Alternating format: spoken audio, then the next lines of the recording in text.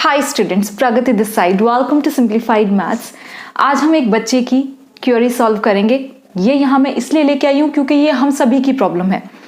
A question asked by class 11th student Shaikh, ma'am I am unable to remember all the formulas. ये मेरी भी problem हुआ करती थी और ये हम सबकी प्रॉब्लम है। किसी भी एज में आप चले जाओ, फॉर्मूलेज तो हर जगह आएंगे। इतने सारे सब्जेक्ट्स हैं, हम कैसे उन्हें याद रखें। So let's see the solution for this problem. देखो, सबसे पहले इमेजिन करो आपके हाथ में कोई एक बॉक्स है, ठीक है। बॉक्स के अंदर आप चीज़ें डालते जा रहे हो, ठीक है। उस बॉक्स की एक लिमिट है। अगर ओवरलोड हो जाएगा तो क्या होगा, चीज़ें नीचे गिरने लग जाएगी।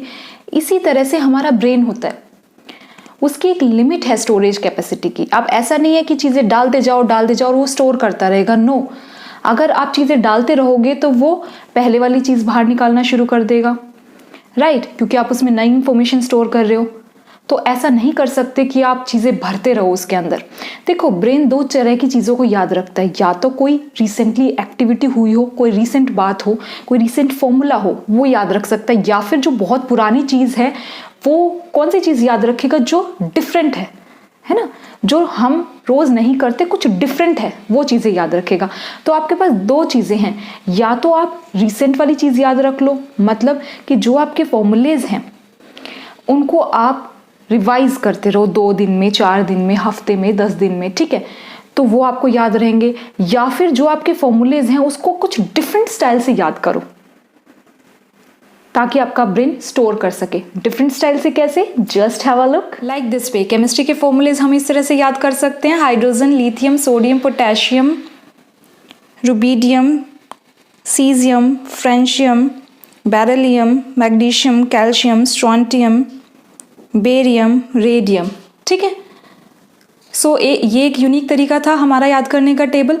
इसी तरह से ना हम मैथ्स और फिजिक्स के फॉर्मूलेज भी किसी एनिमल से, किसी प्लांट से रिलेट करके याद कर सकते हैं।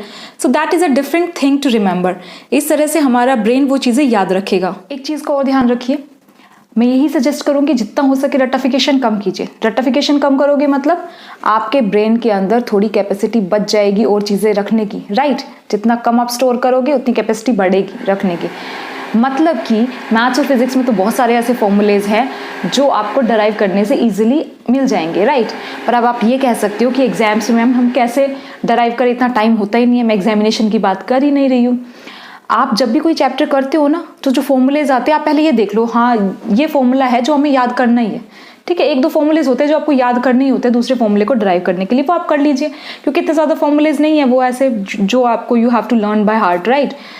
बाकी आप ड्राइव कीजिए। ड्राइव करने से क्या होगा, जब आप एक फॉर्मूले से दूसरे फॉर्मूले पे आओगे ना, जो पूरी डेरिवेशन करके आओगे ना, तो 3-4 बार भी अगर वो डेरिवेशन कर लोगे तो वो जिस फॉर्मूले पे पहुंचना है वो आपको ऑटोमेटिकली याद हो जाएगा, right. So in this way you will get better results in remembering formulas. आप ये ट्राई करके देखना और बताना मुझे कि आपको रिजल्ट्स मिल रहे हैं इससे या नहीं। Thank you so much for watching.